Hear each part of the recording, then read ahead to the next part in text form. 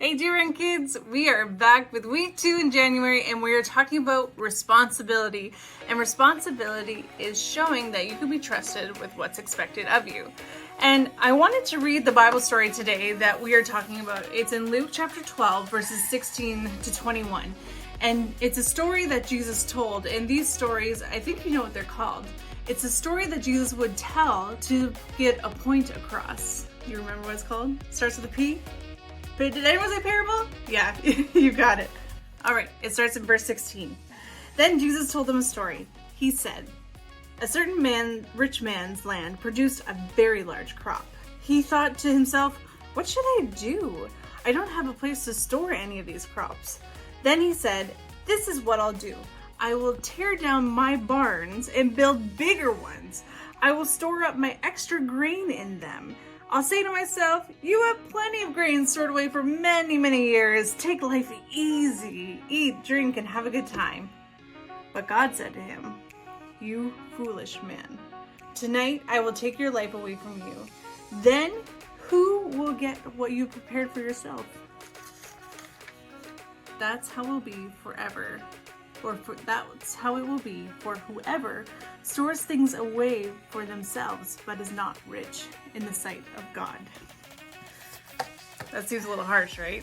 But what Jesus was saying, to be rich in God's eyes, is not to have many things. It's actually treating others the way you want to be treated and putting others first. And our bottom line today is share what you have. I know in COVID it's a little bit tricky to kind of share what we have. But you know, there's so many things like extra clothes in her closet. Maybe there's a family that you know that's a little short on money and could use groceries. There's so many creative ideas that you can think of to share with others. Well, I hope you enjoyed the video today, and we'll see you again next week talking about responsibility. Bye, guys.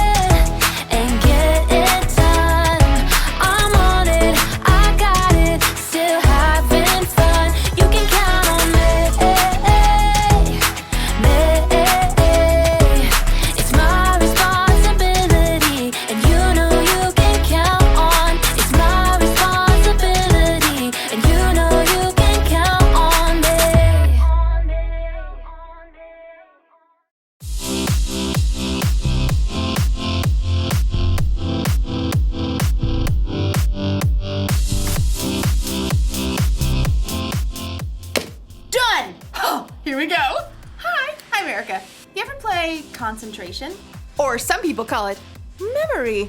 My friends and I play it all the time. I'm the best at it. The object, if you don't already know the rules, is to find 2 cards that match.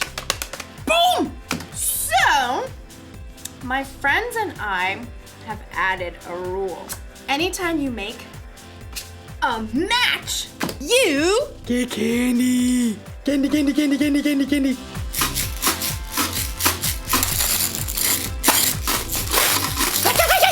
What can I do? It's a rule, and rules are part of life. Yes! You've got to talk about rules when you're talking about responsibility. Responsibility is showing you can be trusted with what is expected of you. Of course, the rules don't say I have to eat candy every time I get a match. So, usually, I save it for later. This is what I've won so far. I mean, what can I say? I know how to pick 'em. My friends are like, you're too good at this game. Give us some candy. And I'm like, get your own. I might have a problem. No. Today's story is one that Jesus told about a man who had a little problem with sharing. Who knows what that's like? I'll see you in a bit. Mine. The Bible. It's 66 books of history, stories, letters, and poetry that fit together to form God's one big story. The epic adventure of how He created us and loves us so much that He made a way to rescue us.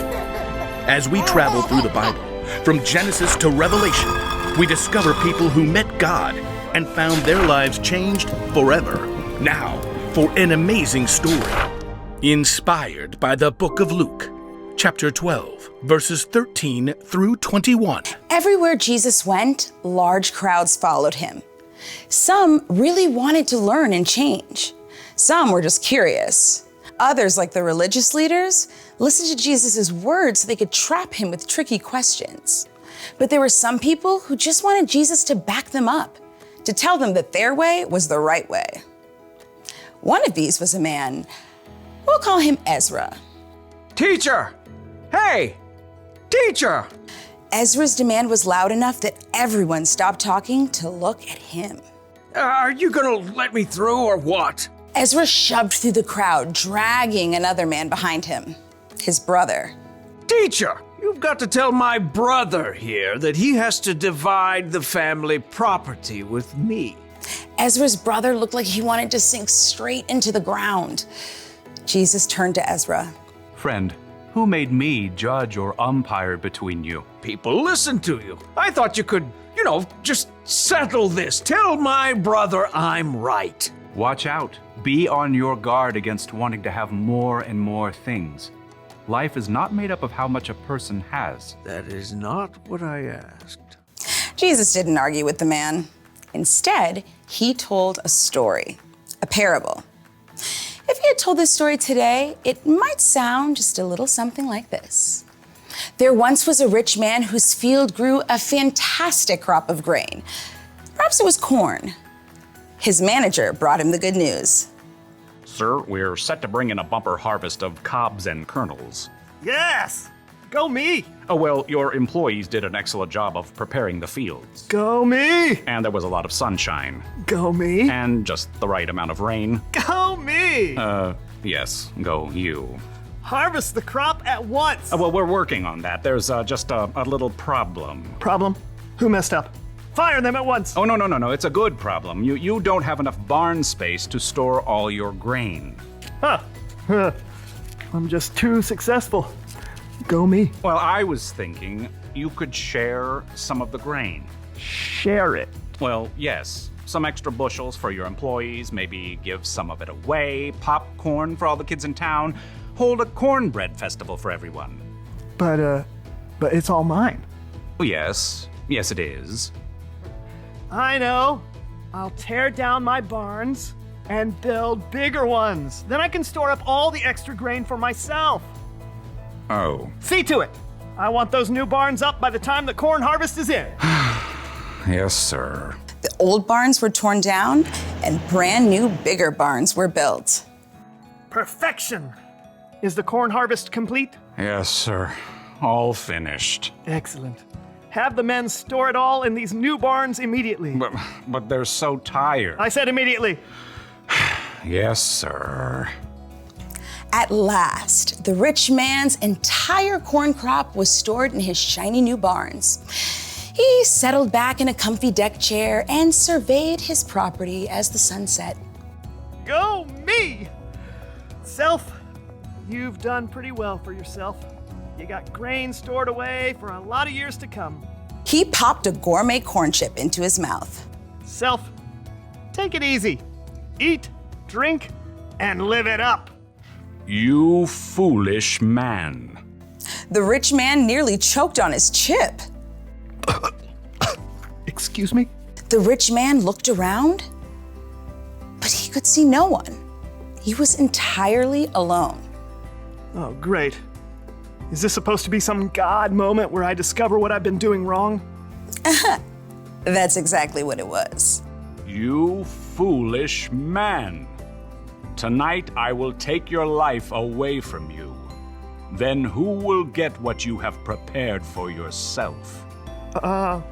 Could we come up with a different ending to this story? But there was no way out for the rich man. He had chosen to focus only on what he could keep for himself. Jesus wrapped up his parable by explaining, That is how it will be for whoever stores things away for themselves, but is not rich in the sight of God. We don't know how Ezra responded, but maybe, just maybe, he started worrying less about getting more of his family's stuff. Maybe he started to care a little more about sharing what he did have with his brother.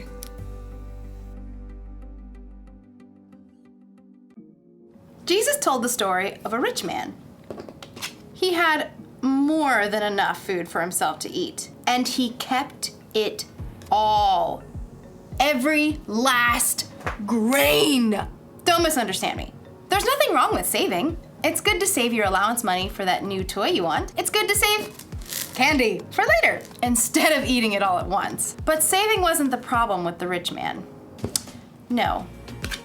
His problem was his heart. He loved himself and his stuff more than he loved other people. And that's not good, because people are always more important than stuff. You see, I can't say that I'm a follower of Jesus if I'm going to be selfish with the things I have. Those things don't match. It's our responsibility to share with others, and we all have something we can share. Maybe you have time to share, or money, or candy. You're going to have all kinds of chances in your life to share with someone who has less than you. Don't miss your chance. Here's a rule for life to remember today. Share what you have. I've got candy to share next time I see my friends. I've got clothes I don't wear anymore that I could donate. And I've got time if anyone wants to play concentration with me later. Although I warn you, I'm pretty much the best at it. See you next time. I'll save you some candy.